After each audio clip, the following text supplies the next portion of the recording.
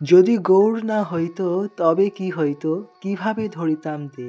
রাধারও মহিমা প্রেম রস সীমা, জগতে জানাত কে। শ্রীকৃষ্ণ চৈতন্য মহাপ্রভু, যিনি হচ্ছেন রাধা এবং কৃষ্ণের মিলিত অবতার, যিনি কলিযুগে অবতীর্ণ হয়েছেন এই শ্রীধাম মায়াপুরে। আমরা আজ দর্শন করতে এসেছি মহাপ্রভুর আবির্ভাবস্থলী শ্রীধাম বৃন্দাবন এবং শ্রীধাম মায়াপুরের মধ্যে কোনো ভেদ নেই। আর যারা ভেদাভেদ করে তারা জানে না যে পরমেশ্বর ভগবান শ্রীকৃষ্ণ তিনি রাধারানীর অঙ্গক্লান্তি নিয়ে এই মায়াপুর ধামে অবতীর্ণ হয়েছেন। সেই কারণে ভগবান যেই স্থানে লীলাবিলাস করেন সেটা তার নিজ ধাম থেকে অভিন্ন। মায়াপুর ধামে সেই সমস্ত কিছু রয়েছে যা বৃন্দাবন ধামে রয়েছে। আপনারা দর্শন করছেন শচী মায়ের কোলে মহাপ্রভু অবস্থান করছেন এবং পাশে রয়েছেন ওনার পিতা জগন্নাথ মিশ্র। তো এই স্থানে মহাপ্রভু অবতীর্ণ হয়েছিলেন বলে এই স্থান অভিন্ন বৃন্দাবন। শাস্ত্রে বর্ণনা করা হয়েছে যদি আমরা যেখানেই থাকি না কেন আমাদের মনটাকে শ্রীধাম বৃন্দাবন বা শ্রীধাম মায়াপুরে আনি, তখনই আমাদের মন পবিত্র হয় এবং পবিত্র মনে আমরা ভক্তি করতে পারি। তো প্রিয় ভক্ত, আজ আমরা দর্শন করছি শ্রীধাম মায়াপুরের সেই স্থান যেখানে মহাপ্রভু অবতীর্ণ হয়েছিলেন। আর এই সেই নিম গাছ, যেই নিম গাছের নিচে মহাপ্রভু আবির্ভূত হয়েছিলেন। নিম গাছের নিচে মহাপ্রভু অবতীর্ণ হয়েছিলেন বলে সচিমাতা ওনার সন্তানের নাম দেন নিমাই। নখানা দ্বীপের সমন্বয়ে এই নবদ্বীপ ধাম অবস্থিত। এই নবদ্বীপ ধামের মাহাত্ম্য অপার। শাস্ত্রে বর্ণনা করা হয়েছে, সর্বতীর্থ ভূমিয়া তৈথিক যাহা পায়, নবদ্বীপ স্মরণে সেই লাভ শাস্ত্রে গায়।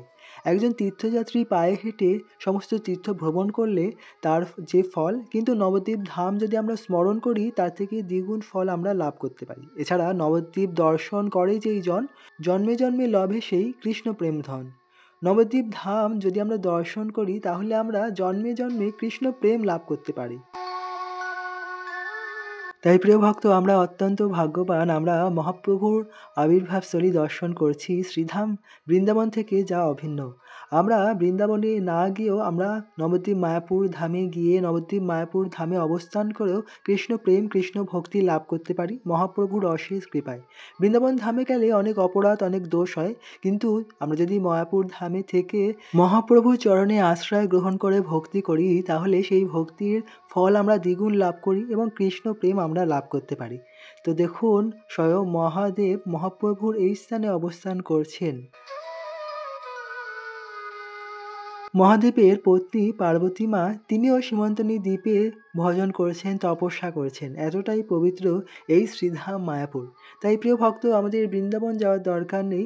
আমরা যদি শ্রীধাম মায়াপুরে থেকে ভজন করি ভক্তি করি তাহলে আমরা কৃষ্ণ প্রেম কৃষ্ণ ভক্তি লাভ করতে পারি, রাধারানীর অশেষ কৃপা লাভ করতে পারি। কারণ শ্রীধাম মায়াপুর হচ্ছে অভিন্ন বৃন্দাবন। এখানে সমস্ত দেবতারা অবস্থান করছেন এবং এখনও এত সুন্দর রয়েছে শ্রীধাম মায়াপুর। তাই আমরা যেখানেই থাকি না কেন শ্রীধাম মায়াপুরের কথা স্মরণ করি এবং এই স্মরণ করার মাধ্যমে আমাদের মনের সমস্ত কলুষতা দূর হয়। তখন আমরা আমাদের মন দিয়ে ভগবানের সেবা আরও ভালোভাবে করতে পারি। তো প্রিয় ভক্ত, আপনারা যেখানেই থাকছেন না কেন অবশ্যই শ্রীধাম মায়াপুরের আসার স্বপ্ন দেখুন, মায়াপুর ধামে বাস করার স্বপ্ন দেখুন। তাহলেই আপনারা মহাপ্রভুর অশেষ কৃপায় জীবনের পরম সিদ্ধি কৃষ্ণ প্রেম লাভ করতে পারবেন। প্রিয় ভক্ত, নবদ্বীপ ধামে যখন আমরা পায়ে হেঁটে ভ্রমণ করি সেই ভ্রমণের ফলেও কোটি কোটি অশ্বমেধ যজ্ঞের ফল আমরা লাভ করতে পারি। অন্যান্য তীর্থে গিয়ে আমরা যদি 10 বছর বাস করি কিন্তু তার একই ফল আমরা শ্রীধাম মায়াপুরে 3 রাত্রি বাস করে লাভ করতে পারি। এতটাই মাহাত্ম্যপূর্ণ এই শ্রীধাম মায়াপুর ধাম। আমরা মনে করি দেশের বিভিন্ন তীর্থে গিয়ে আমরা পুণ্য লাভ করব, কিন্তু যদি আমরা মথুরা বৃন্দাবন প্রয়াগরাজ এই সমস্ত স্থানে না গিয়েও কেবলমাত্র শ্রীধাম মায়াপুরে আসি তাহলেই আমরা সেই সমস্ত স্থানে যাওয়ার পুণ্য কৃপা লাভ করতে পারি মহাপ্রভুর অশেষ কৃপায়। আমরা অন্যান্য স্থানে যদি যাই সেখানে অনেক অপরাধ হয়, কিন্তু মহাপ্রভুর এই ধামে কোনো অপরাধ নেই। মহাপ্রভু কোনো অপরাধ দর্শন করেন না, তিনি সকলকেই কৃষ্ণপ্রেম দান করেন। তাই আমাদের সকলেরই উচিত গৌরনিতাইয়ের চরণে আশ্রয় গ্রহণ করা, তাহলেই আমাদের জীবনের সিদ্ধি আমরা লাভ করতে পারবো।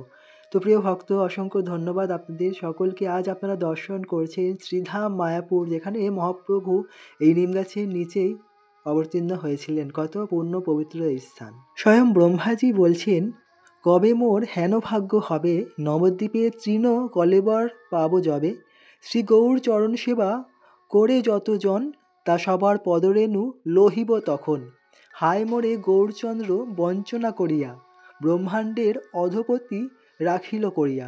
কবে মোর কর্মগ্রন্থি হইবে ছেদন, অভিমান ত্যাজি মোর শুদ্ধ হবে মন। তো স্বয়ং ব্রহ্মাজি তিনিও গৌরচন্দ্রের কৃপা লাভ করে এই নবদ্বীপ মায়াপুর ধামে তৃণগুল্ম হওয়ার স্বপ্ন দেখছেন। এই নবদ্বীপ ধামে সমস্ত দেবগণ, ঋষিগণ, এমনকি রুদ্রগণ, শিবজিও অবস্থান করছেন। তাই আমাদের কোথাও যাওয়ার দরকার নেই। আমরা যদি শ্রীধাম মায়াপুরে থেকে ভক্তি করি বা আমরা মায়াপুর ধামের কথাই চিন্তা করি, তাহলে আমাদের জীবনের পরম সিদ্ধি সাধিত হয়। তাই আমাদের অন্য কোনো আর তীর্থে গমন করার প্রয়োজন হয় না, যাওয়ার প্রয়োজন হয় না। যখন আমরা যেখানে আছি সেখানে থেকেই আমরা যদি মহাপ্রভুর চরণে আশ্রয় গ্রহণ করি, মহাপ্রভুর এই চিন্ময় ধাম যদি আমরা স্মরণ করি, মহাপ্রভুর দিব্য লীলা কথা আমরা স্মরণ করি, তখনই আমরা আমাদের জীবনের পরম পূর্ণতা লাভ করি। তো প্রিয় ভক্ত, অসংখ্য ধন্যবাদ। আপনারাও শ্রীধাম মায়াপুরের এই সুন্দর দর্শনের মাধ্যমে আজ আপনাদের মন অত্যন্ত পবিত্র হলো এবং এই পবিত্র মনে আপনারা হরিনাম করুন, তার ফলেই আপনারা কৃষ্ণ ভক্তি লাভ করতে পারবেন। ধন্যবাদ। এভাবে আপনারা সকলে সুস্থ থাকুন, ভালো থাকুন। হরে কৃষ্ণ কৃষ্ণ কৃষ্ণ হরে হরে, হরে রাম রাম রাম হরে হরে, হরে কৃষ্ণ। জয় নিতাই।